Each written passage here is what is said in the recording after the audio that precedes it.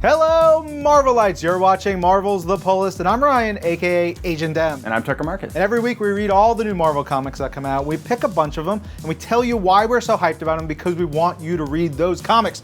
Tucker, what are we talking about this week? This week, it's a sign of things to come. We've picked 4 issues where we can feel things happening and moving, and some exciting characters, concepts, stuff is introduced in here. We're starting with a big one I'm really excited about. This is Star Wars number 68, featuring the work of a brand new creative team. This is Greg Pak and Phil Noto's first issue, and boy, oh boy, you can just feel how excited this team is to work on this book. You can feel the ideas that you just know they've been thinking about for so long, waiting to get on the Star Wars main series.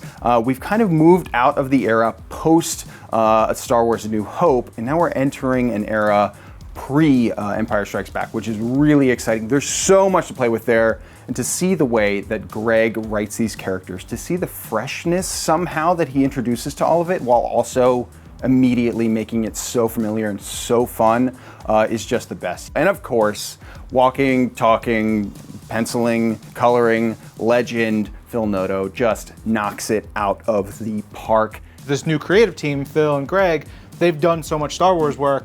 Coming onto this book, it was like that Han saying to Chewie, "We're home." Yeah.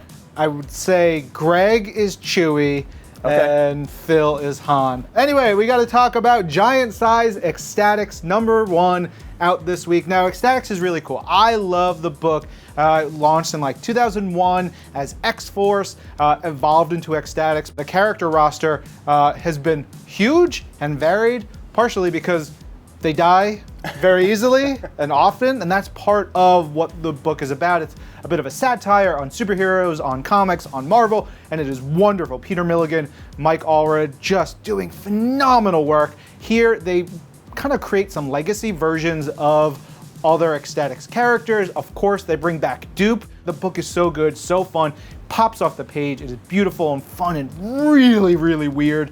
But it is a portent of things to come when you get to the very, very end of the book, which I will not spoil. Yeah, speaking of that idea where you turn a page and you see something, you see a character or something going down, and you just freak out.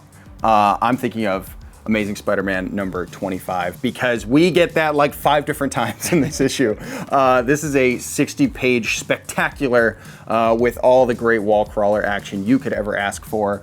I think we'll look back now, having just read this issue, and see the previous storyline of this Amazing Spider-Man run, Hunted, and now this 25th issue, and be like, wow, that's where it all started humming. That's where they just kicked it up and up and up.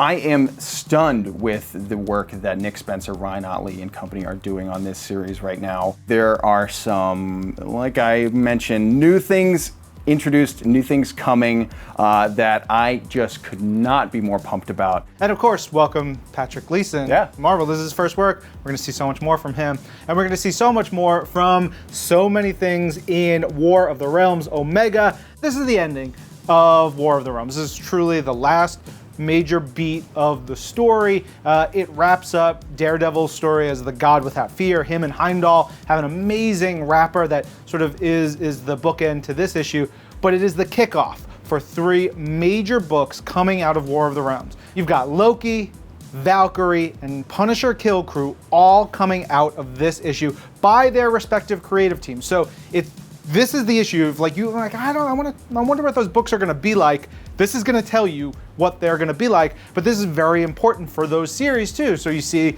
Jane Foster becoming Valkyrie, how that happens, what her life is like, what she's thinking, how that affects Thor and the Aesir, Loki in his early days as King of the Frost Giants, and really great world building going on in there. And of course, Punisher embarking on his mission, and he's going to punish the remnants of Malekith's forces across Midgard.